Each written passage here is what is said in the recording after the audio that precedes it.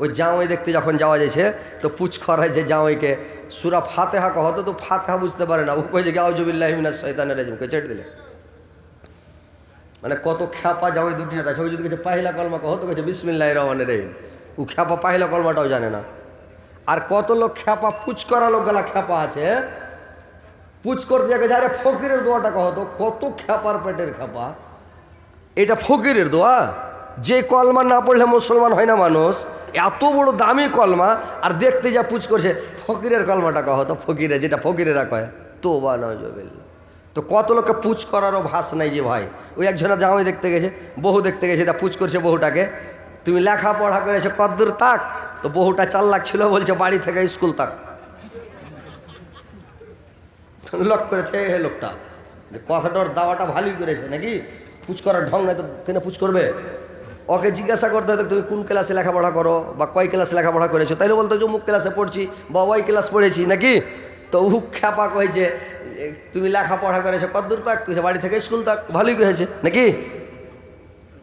আমাদের গ্রামের একটা মৌলবি বহু দেখতে যা পুচ করছে, আমিও গেছি। তা আমি বলছি আপনি তো বয়স্ক মৌলবি সাহেব, আর আমি চ্যাংড়া মৌলবি, তো আপনি জিজ্ঞাসা করেন বয়স্ক মানুষ। তো উ পুচ করছে, হ্যাঁ রে বাবা তুমি লেখাপড়া কতখানি করেছ, তো লইয়া বহুটা কয়েছে যে আপনার সমান। তো মৌলবি আর পুচ করেন লাগ করে বসে আছে। আমি যে পুচ করেন না জি, পুচ আর কি পুচ করবো, ও তো আমার সমান পড়েছে, তার কি পুচ করবো ওকে, আমিও মৌলবি ও মৌলবি, আর কি পুচ করবো। আমি ও মৌলবি লয়, ও বলেছে যে আপনার সমান মানে নিজের সমান, নমাজ রোজার সমান ও জানে নাকি। তো ও বলছে আপনার সমান, তো খ্যাপা মৌলবি বুঝাইছে যে মানে আমার সমান। তো ওই রকম ওই একজনা জামাই দেখতে যা পুচ করছে তুমি কি করে খাও, তো ও কইছে আমি হা করে খাই। মানুষ হা করে খাই যে ভাই, হ্যাঁ মানুষ কোনো একটা কর্ম করে খায়, ধান কাটে, পাট কাটে, গৃহস্থী করে, রিক্সা চালায়, ভ্যান চালায়, দোকান করে, ব্যবসা বিজনেস করে, কোনো চাকরি করে, মানে কোনো একটা কর্ম করে খায়। তো খ্যাপা কইছে আমি হা করে খাই। তো ই লক করে লোকটা থেকে গেছে নাকি। হ্যাঁ একটা জামাইকে পুচ করছে, আচ্ছা তুমি নামাজ কিসের ওপরে পড়ো, কইছে সোপের ওপরে পড়ি। সোপের ওপরে নামাজ পড়ে যে ভাই, আপনার দিকে সোপের ওপরে নামাজ পড়ে মানুষ, অক্তের উপরে, সোপের উপরে নয়।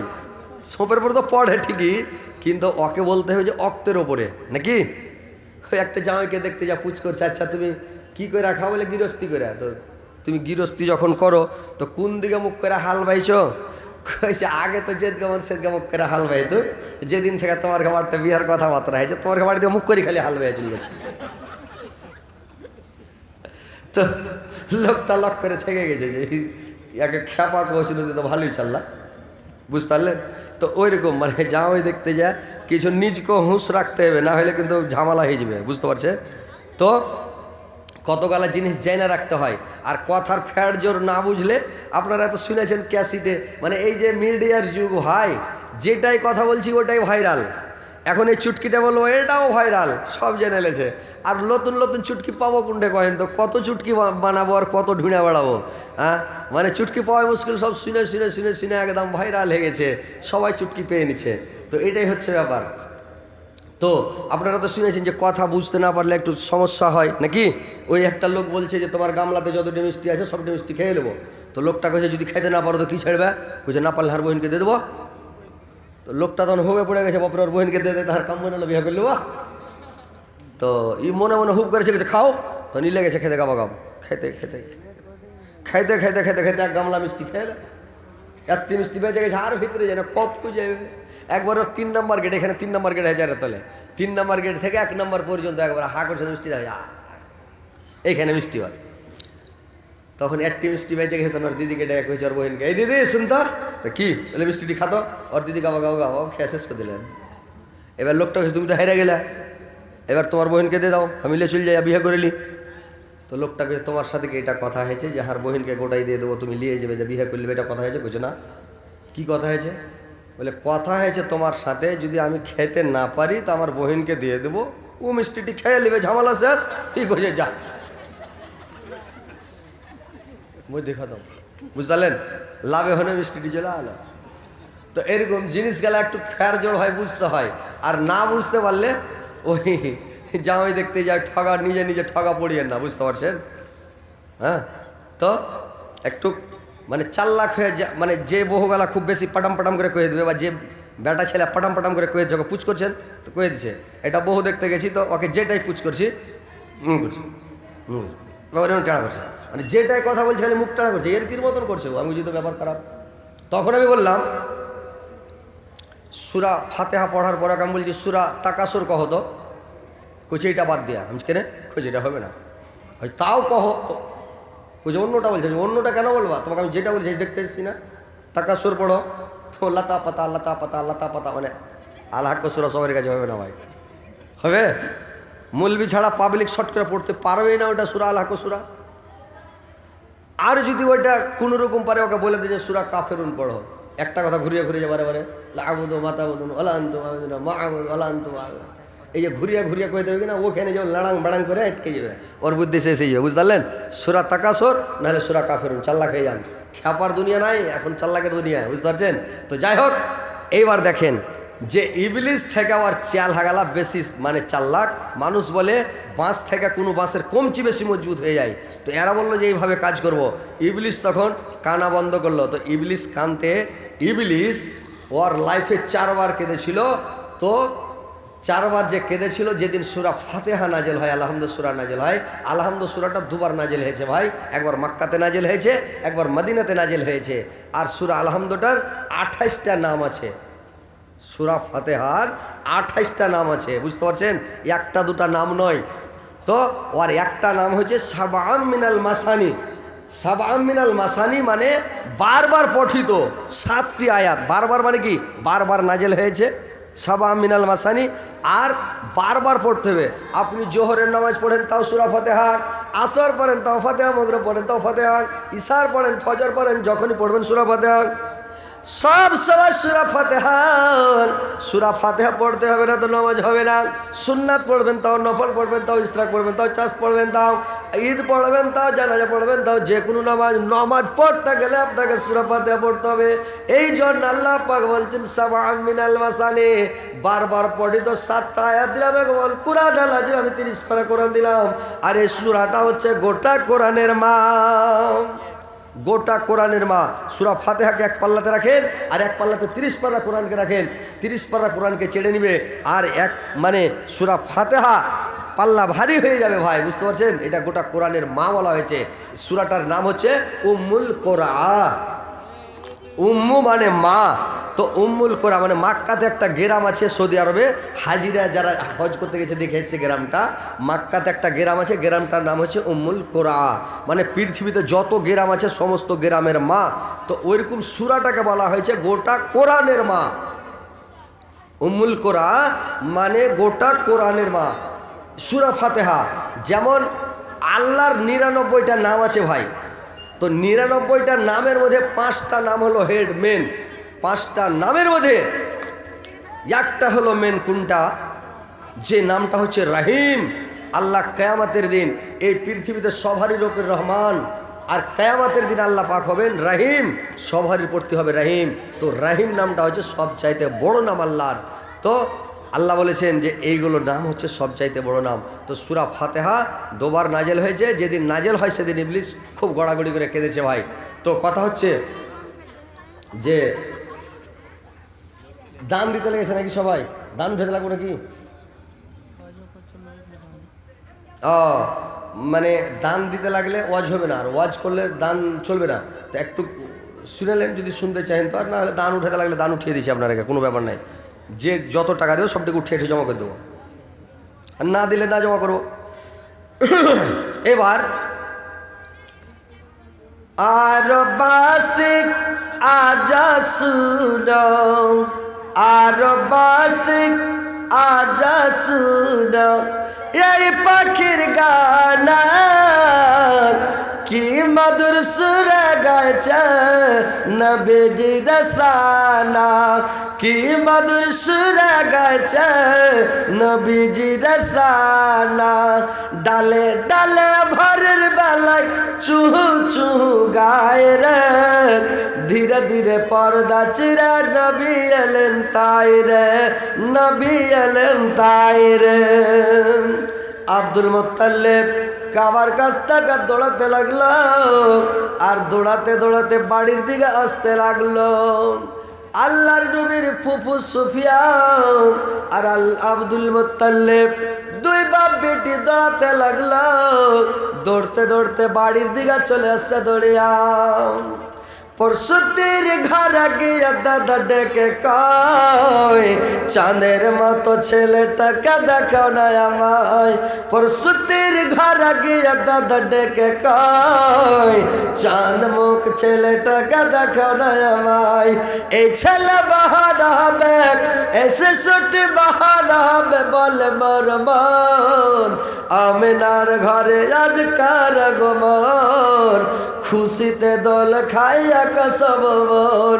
লাতুয়া বানাতে আজ গড় গড়ে যায়, হবলকে দে বলে যাব রে কোথায়। উঠেছে দিনের রবি ছুটেছে কিরণ, আমিনার ঘরে আজ কার আগমন, খুশিতে দোল খাইয়া কসবন। আব্দুল মুত্তালিব ঘরে চলে গেলেন। বললেন কেবাড়খানা খুলে দেখছেন যে গোটা ঘর কানা আলোকিত হয়ে আছে, একেবারে চকমকে হয়ে আছে। আর গোটা ঘর একবারে সেন্টে সেন্ট, একেবারে গোটা ঘর মহকিছে রে ভাই। যেই ঘরে আল্লাহর নবী ভূমিষ্ঠ হয়েছেন গোটা ঘরটা সেন্টে সেন্ট হয়ে আছে।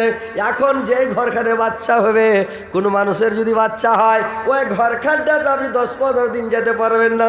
যদি যান খালি আস্তে আস্তে গন্ধ করবে, করবে না যে ভাই? কোনো ঘরে যদি বাচ্চা হয় তা আস্তে আস্তে করে না? ওই ঘরে যদি খালি এই মপলাট গালাকে রেখে দেন, আর ওই ঘর থেকে আতুরের ঘর থেকে ওই আবশুদ্ধ ঘর থেকে যদি খালি মপলাট খান গাই দিয়ে নামাজ পড়তে যান, গোটা মসজিদের লোক যায় না লিবে যাই আতুরের ঘর থেকে মানে মপলাট নিয়ে এসছে, গুঠা গুঠা খালি আস্তে আস্তে গন্ধ করবে, করবে না? হ্যাঁ, এখনকার বাচ্চা হলে খালি গন্ধ করে। আল্লাহর নবী যে ঘরটাতে হয়েছে গোটা ঘরে একবারে সেন্টে সেন্ট হয়েছে রে ভাই, একবারে সেন্ট ছুটছে। আল্লাহর নবীকে আব্দুল মুত্তালিব কোলে করে নিলেন, আর কোলে করে নিয়ে চলে গেলেন কোথায়? কাবা শরীফের কাছে। আর কাবার চতুর্দিকে চক্কর লাগাতে লাগলেন। চক্কর লাগিয়ে ঘুরে বেড়িয়ে এবার নিয়ে চলে আসলেন, তোমার বাবা নাই রে দাদা কি করে বোঝায়, আমার নবীর জন্ম হলো যেদিন মক্কায়। এবার আব্দুল মুত্তালিব আল্লাহর নবীকে নিয়ে এসে দিয়ে দিল। আর বলল, আমিনাকে, মা আমিনা বলো মা এই ছেলের নাম তুমি কি রাখতে চাচ্ছ মা, তুমি বলো। আমিনা বলল, আব্বা আপনি বলেন ছেলের নাম, আপনার পোতার নাম আপনি রাখেন। আব্দুল মুত্তালিব বলল, না রে মা তোমার বাচ্চার নাম তুমি বলো, তোমার ছেলের নাম তুমি কি রাখবে তুমি বলো মা। আমিনা বলল, আব্বা আমার দিলের মধ্যে সাড়া দিচ্ছে, আমার অন্তরটা বলছে এই ছেলের নাম রাখেন মোহাম্মদ, কিংবা এই ছেলের নাম রাখেন আহম্মদ, এই ছেলেটার নাম রাখেন। আমার দুইটাই নাম দিলের মধ্যে সাড়া দিচ্ছে। বুঝতে পারছেন? এখন মানুষের যদি ছেলেপিলা হয় পেটে থাকে তো মনে মনে নামটা তৈরি করে, যদি বেটা হয় ইয়ার নাম রাখবো এটা, আর বেটি হয় তো নাম রাখবো এটা সোনিয়া মির্জা, নাকি? ও মনে মনে আগে তৈরি করছে, বেটা হলে নাম এটা, বেটি হলে এটা। কিন্তু যখন হয়ে যায় তখন করে কি মানুষ নাম রাখে ভালো নাম, আখিকে দিয়া মানে নাম রাখবে না। ওরা করবে কি, যদি বেটা হয় আর যদি খুবই ম্যাঘ হয় তো ওর নাম রেখে দিবে মেঘা, ঝমঝম করে ম্যাঘ হয়তো রেখে দেবে মেঘা। আর ছেলেটা হওয়ার সময় যদি হয় মানে একটু সুখিয়া থাকে ওর নাম রেখে দিলে সুখা। আর যদি খুবই কমজোর বাচ্চা হয় তো ওর নাম রেখে দিলে পাতানু, পাতেনে, নাকি? বুধবারে যদি হয় বাচ্চাটা তো মেয়ে লোক দেখতেছে কেউ নাম রেখে দে বুদ্ধু। মঙ্গলবারে যদি হয় কেউ রেখে দে মঙ্গলু। রবিবারে আমাদের দিকে সূর্যাপুরীরা বলে কি এতবার, তো কবে আর নাম রেখে দে এতবারু, মানে মানুষের একটা মানে এটা বলবে। যখন সাদ্দাম হোসেনের নাম খুব ছড়িয়ে গেল, দেশে যত বাচ্চা হয়েছিল সব সাদ্দাম, নাকি? বাংলাদেশে যখন মুজিবুরের ফাঁসি হয়ে গেল তখন যত বাচ্চা হয়েছিল দেশের মধ্যে সব মুজিবুর রহমান, খালি মুজিবুর, খালি ওসামা বিন লাদেন কেউ রাখেনি। না তো খুব মানে এই সব নাম চালু হয়ে গেল। তো কথা হচ্ছে আখিকে দিয়ে সুন্দর নাম রাখবেন, অর্থ বুঝে মূলবিকে ডেকে নিজের মনে মনে হাগড়ো বুতড়ু পাতলু ছুচড়ু এগুলো নাম রাখিয়েন না, বুঝতে পারলেন? মানে মানুষ যেটা সেটার নাম রেখে দিছে, এই সব নাম রাখতে হবে না, বুঝতে পারলেন? খুব মোটা তাগড়া হলে বলছে আর নাম রেখে দেয় গব্বর সিং কয়েন। তো এই সব নাম রাখতে হবে না। আল্লাহর নবীর নাম রেখে দিলেন মুহাম্মদ। এবার আব্দুল মুত্তালিব বলল, ঠিক বলেছ রে মা, যেমন ছেলেটা সুন্দর ওরকম আর নামও সুন্দর। যেমন মক্কা নগরীতে এরকম সুন্দর ছেলে কারোর নাই, তো এরকম ছেলেটার মতন সুন্দর নাম সৌদিয়ার মাটিতে কারোর নাই। এই নামটা সৌদিয়ার মধ্যে 1 নম্বর নাম, সুন্দর নাম মুহাম্মদ, খুব ভালো নাম। ঠিক আছে, এর নাম রেখে দেওয়া হলো মুহাম্মদ। এইবার মা আমিনা বাচ্চাটাকে কোলে করে নিয়েছে। কোলে করে যখন স্তরে মুখ লাগাচ্ছে, আল্লাহর নবী দুধ পান করে না, দুধ পান করছে না। মা আমিনা চিন্তায় পড়ে গেল। বাচ্চা কোলে করে মা আমিনা কাঁদতে লাগলো, কাঁদতে লাগলো আর বলতে লাগলো, একদিন আমাবস্যা পূর্ণিমা, চাঁদ ছিল জসানাক, নিরালায় বসে কান্দে বেবে আমেনা। নবী যে ছিলেন আমার দিদার দিওয়ানা, দয়ার নবী গো। একদিন নবী বলে, মা গো মা, একদিন নবীর মুখে দুধ দেয়, সে দুধ নবী নাহি খায়। কান্দিয়া বলে আমেনা, আর ছেলে বাঁচবে না। নবী যে ছিলেন আমার দিদার দিওয়ানা, দয়ার নবী গো। একদিন নবী বলে, মা গো মা, তোমার দুধ আর খাব না, তোমার দুধ খেলে মা গো উম্মত পাব না। নবী যে ছিলেন আমার দিদার দিওয়ানা, দয়ার নবী গো। আবু লাহাবের একটা দাসী ছিল, তার নাম ছিল সুয়াইবা। সুয়াইবা এসে বাচ্চাটাকে দুধ পান করলো। আল্লাহর নবী আজ সুদা হয়ে দুধ পান করলো ভাই, কিন্তু মা আমেনার দুধ পান করলো না। এবার ওই দেশের প্রতাপ, নিজের ছেলেকে নিজে দুধ খাওয়াতে পাবে না, দায়ের হাতে দিয়ে দেয়। আর দায় মাগুলো বাচ্চাগুলোকে নিয়ে যায়। আর নিয়ে যাওয়ার পরে করে কে দায়রা 2 বছর পালা পোষা করবে। আর পালা পোষা করে 2 বছর পালা পোষা করার পরে তার বাচ্চা তাকে ঘুরিয়ে দেবে। আর তার বিনিময়ে কিছু খাবার নিবে, ওই আনাজ নিয়ে তারা খাবে, তারা দিন কাটাবে। ওই দেশের প্রথাটা এরকম ছিল রে ভাই, বুঝতে পারছেন? তো আল্লাহর নবী বিশ্ব ইয়াতিম হয়ে দুনিয়াতে এসেছেন। আর 6 মাসের গর্ভে আল্লাহর নবীর বাবা চলে গেলেন। এবার 6 বছর যখন আল্লাহর নবীর বয়স, তার মা আমেনা দুনিয়া ছেড়ে চলে গেলেন। যেদিন 8 বছর বয়স, তার দাদু আব্দুল মুত্তালিব দুনিয়া ছেড়ে চলে গেলেন। তো ওই ছেলেটার কত কষ্ট হয় ভাই, কত দুঃখ হয়, কত যন্ত্রণা আর কত ব্যথা বলার আছে ভাই, বলেন তো? সুবহানাল্লাহ, কত কষ্ট। সে নবী আমার এত কষ্ট করে এই দিন ইসলামকে আমাদেরকে দিয়ে গেছেন। কিন্তু আজকে আমরা দিন ইসলামকে পেয়ে আজকে আমরা সুখের দিন, সুখের ধর্ম, সুখের কাজ পেয়ে শুধু আমাদেরকে নামাজ রোজা করতে হবে, কিন্তু আমরা করতে পারছি না। আহা হা। তো ভাই কথা হচ্ছে, আপনারা আল্লাহকে চিনেন, আল্লাহকে ডাকেন। যে নবী কষ্ট করে, তকলিফ করে, দুঃখ করে এই ধর্ম আমাদেরকে এনে দিয়ে চলে গেছেন, তো ভাই সেই নবীর অনুকরণ অনুসরণ করেন আর নামাজ রোজাগুলো করেন। আমারি মনের মাঝে কত যে বেদনা, জানো আল্লাহ তুমি জানো, আর তো কেহ জানে না। জানো আল্লাহ তুমি জানো, আর তো কেহ জানে না। নমাজ রোজা করে সদন সদা ডাকতে পারি না। জানো আল্লাহ তুমি জানো, আর তো কেহ জানে না। জীবনে দেখিনি কবর, জীবনে দেখিনি কবর, দুই নয়নে তোমাকে, তবু তোমায় ডাকি আল্লাহ ক্ষমা করো আমাকে। তবু তোমায় ডাকি আল্লাহ ক্ষমা করো আমাকে। তোমারে প্রেমে আমি হয়েছি গো দিওয়ানা। জানো আল্লাহ তুমি জানো, আর তো কেহ জানে না। কোরআন হাদিসের মাঝে পেয়েছি গো তোমাকে, জান্নাতের আশা দিয়ে মন নিয়েছ কেড়ে। পাওনা পাওয়ার মাঝে, পাওনা পাওয়ার মাঝে তোমারই গো করুণা। জানো আল্লাহ তুমি জানো, আর তো কেহ জানে না। জানো আল্লাহ তুমি জানো, আর তো কেহ জানে না। তো ভাই, যে যদি এরকম নবীর সিরাত নবীর জীবনী শুনেন, সারা রাতকে রাত শুনবেন, 5 রাত 7 রাত 10 রাত পর্যন্ত আমি জীবনী করি, বুঝতে পারছেন? এটা নবীর সিরাত।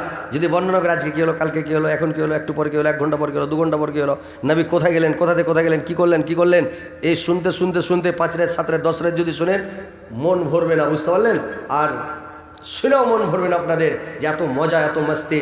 আপনারা তো জীবনে শুনেননি, জীবনে শুনতেন তো বুঝতে পারতেন যে জীবনী কাকে বলে। তো যাক, ইনশাআল্লাহ আমি এই শেষের বেলা, রাত্রি অনেক হয়ে গেছে ভাই, তো কথা হচ্ছে এই শেষের বেলা আপনারা যদি কেউ বাকি থাকেন, কেউ যদি আল্লাহর ওয়াস্তে এই মাদ্রাসার জন্য কিছু দান দিতে চান, যে আমি শেষের বেলা কিছু দিয়ে যাবো মৌলানা সাহেবের হাতে, ইনশাল্লাহ দিয়ে যাবেন। মুসাফির মানুষ, দোয়া করে দেবো, ইনশাল্লাহ নেকি পাবেন। আসেন ভাই, যে দিবেন যা পারেন। কে দিল ভাই এটা? একজন 500 টাকা দিয়ে গেল, দুয়ার দরখাস্ত দিয়ে গেল, নাম বলেনি। যাই হোক, ভাইজান আমার 500 টাকা দান করেছে। আল্লাহ তুই 5 লক্ষ 5 কোটি বলে গ্রহণ করো। আল্লাহ আমার ভাইয়ের জীবনের গুনাহ কথা মাফ করো, জীবনের বলতে মার্জনা করো, হায়াত দারাজ করে গভীরতে করো। আল্লাহ মরার পরে সকল স্থান দেও, কিয়ামতের পরে জান্নাত নসিব করিও। আল্লাহ তার সুখে শান্তির জীবন বানিয়ে দিও গো মাওলা। আসেন ভাই, তাড়াতাড়ি আসেন, যে যা দিবেন ভাই, 200 400 500 1000 যা পারেন দিয়ে যান। আর একজন ভাই আমার 1000 টাকা দিয়ে গেল। আল্লাহ 1000 টাকা দেওয়া গেল, নাম বলিল না, মাফ করে দাও খোদা জীবনের গোনা।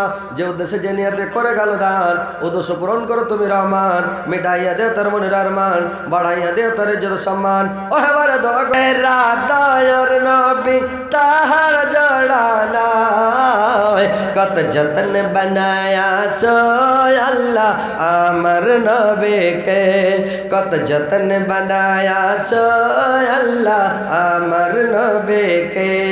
নবী আমার ইব্রাহিম ছিলেন, নবী আমার ইব্রাহিম ছিলেন। নমরুদ বাদশাহ আগুনে ফেলেন, আগুন হলো ফুল বাগিচা, ইব্রাহিম জ্বলল না। কত যত্ন বানায়াছ আল্লাহ আমার নবীকে, কত যত্ন বানায়াছ আল্লাহ আমার নবীকে।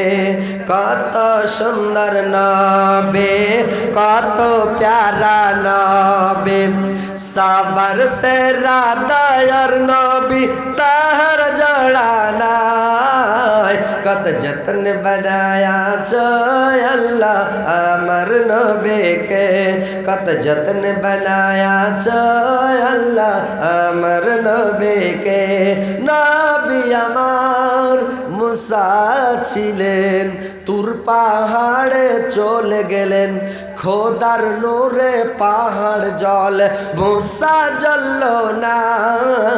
কত যত্ন বানায়াছ আল্লাহ আমার নবীকে, কত যত্ন বানায়াছ আল্লাহ আমার নবীকে।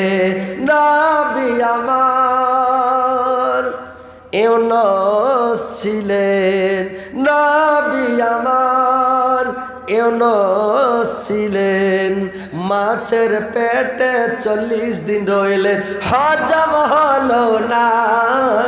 কত যত্ন বানায়াছ আল্লাহ নবীকে কত যতন বানায়াছ আল্লাহ আমার নবীকে নবী আমার তায়েব গেলেন নবী আমার তায়েব গেলেন কাফেরেরা পাথর মারেন পাথর মেরে রক্তে তো করেন তব আমার দয়ার নবী বরদুয়া করলেন না কত যতন বানায়াছ আল্লাহ আমার নবীকে কত যতন বানায়াছ আল্লাহ আমার নবীকে কত সুন্দর নবী কত প্যারা নবী সবার সেরা দয়ার নবী